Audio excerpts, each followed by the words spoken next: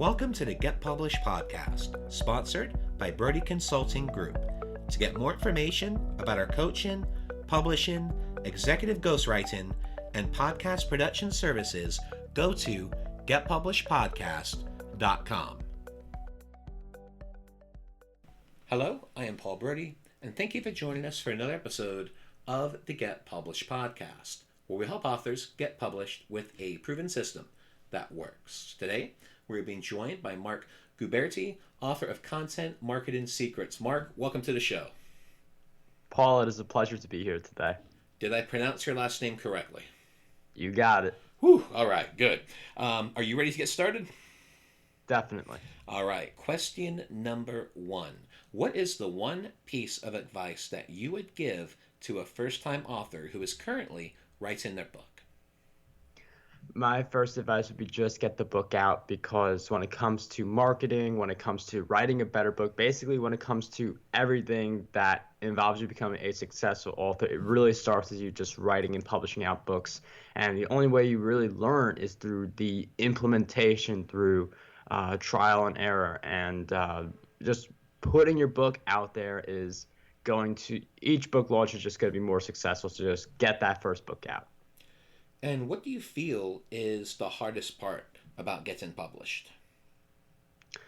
I'd say the hardest part is just figuring out what exactly you want to write about and then having a direction for the book. So I feel like it is that blank white page where people aren't sure what chapter to write next. So I'd say do a lot of planning for your book so you avoid that hard step, but I feel like editing and stuff like that is easier since you have the whole content in front of you. You're just looking at it. It could be tedious, but it's definitely easier than actually writing the content and then getting it published. I mean, with Kindle Direct Publishing or whatever technology you prefer, like the tech is there, but the hardest part would definitely be looking at that blank white screen and putting the words on there. Well, let's talk about marketing. So please share a marketing strategy that you have used in your book launches that has worked well.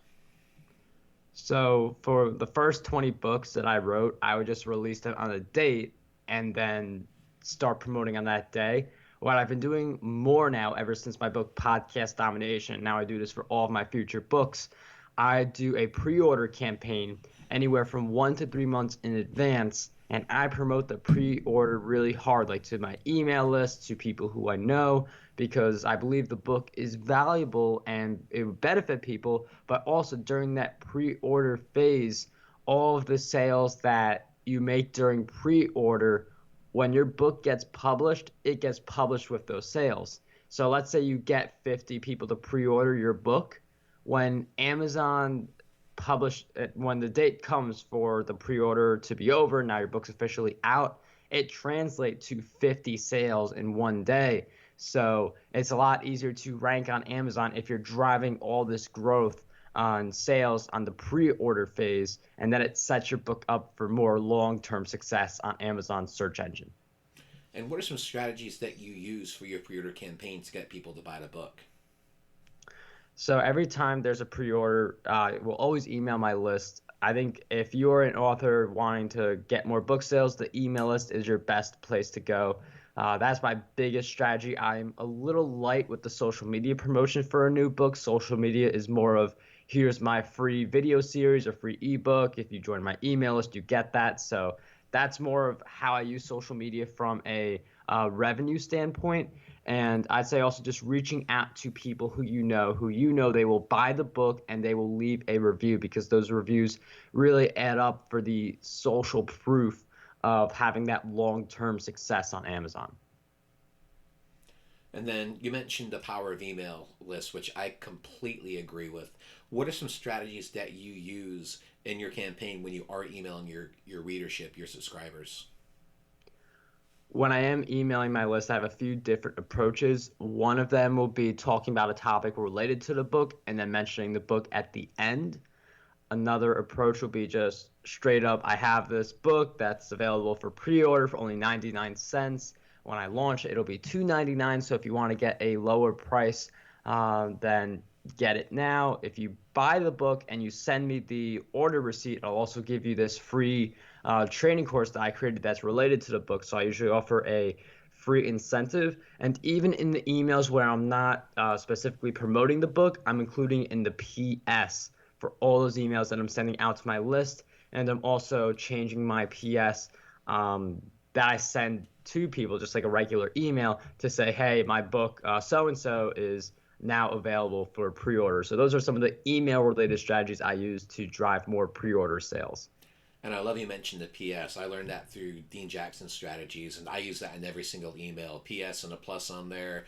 Whenever you're ready, here's some ways we can help. We're offering a free download of the book, or offering it 99 cents, and just rotating those out. Because just having that little call to action at the end of an email where you make it all content specific, and then you have a little offer at the end, I just think it's a really powerful way to be able to continue to build those relationships, and also helping the business end with potential new clients, new sales. Really is a win-win. Yeah, definitely. And the fact that it's only 99 cents, a lot more people are going to take action on that because 99 cents always feels like some kind of a steal. But the moment you get someone to spend even 99 cents with you, that relationship is completely different because to go from someone not spending a single penny on the stuff you offer on your email to 99 cents, that opens them to more purchases in the future. Well, that's what I want to ask you in regards to the bonus. So you mentioned that you offer a training course. Does that training course have an upsell at the end, or are you just giving them a free course as a bonus?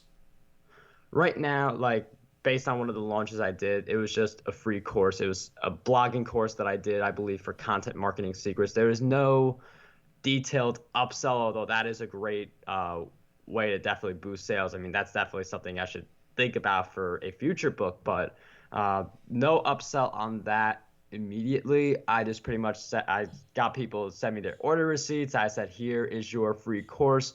No upsell on it, but I mean, I was able to do the appropriate tagging so I could say this person on my email list is also a part of this course. Mm-hmm. So you can communicate with people differently based on how they signed up, what courses they bought, and how they've reacted to your offers along the journey. Absolutely. Well, let's talk about your favorite book. So, what is your favorite book, and what was the number one thing that you learned from it? My favorite book has to be The Compound Effect. I mean, there are a lot of books that I've read that could easily take my favorite as well, but The Compound Effect just seems to be the one I always go back to because it really shows how our actions may seem small when we're doing them. Like, this one interview, it's going to probably take us like maybe 30 minutes, maybe however many minutes this episode ends up being.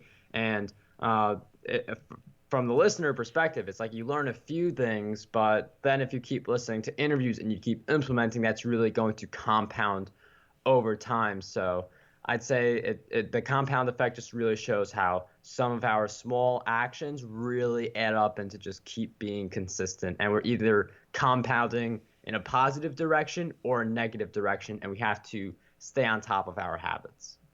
And for our final question, what is your favorite quote and why? My favorite quote is what the mind can believe and conceive, the mind can achieve. So pretty much this idea, I mean, where we have the ability to do what we want to do. I like to say that there are no limits to success, not even age, because I got started before I was a teen and age was a big part of that. So I definitely like any of those kinds of quotes that give us the idea that, hey, we could do anything that we put our minds to. And it just brings out a lot more fire and realizes all these people who have done all these things, now it's my turn to leave my legacy. And that quote was by W. Clement Stone. And the reason I bring that up is one, you just mentioned one of my all time favorite quotes. And actually, my parents worked for him. And it was completely changed our lives with his positive mental attitudes, PMA philosophies. So, awesome choice in quotes. You're actually the first one of our guests to actually mention one of Mr. Stone's quotes. So, that was an awesome choice. Thank you. Glad you liked it. Well, Mark, I want to thank you for being a guest on the show. What is the best way for people to find you online? Well, my website is marcguberti.com. That is with a C. But I mean, if for people who they may not remember the name or something like that, because some people like to spell it with a K. I do a virtual summit. It's evergreen, so over 70 speakers are there at contentmarketingsuccesssummit.com. So if you want over 70 sessions, this is a totally free event. That is the place for you to find me. Well, Marc, thank you once again for being on the show, and I wish you all the best in your author journey ahead. Thank you for having me on the show, Paul. It was a pleasure. Thanks again for joining us today. To learn more about how you can be featured in our brand new Get Published business book, go to getpublishedpodcast.com.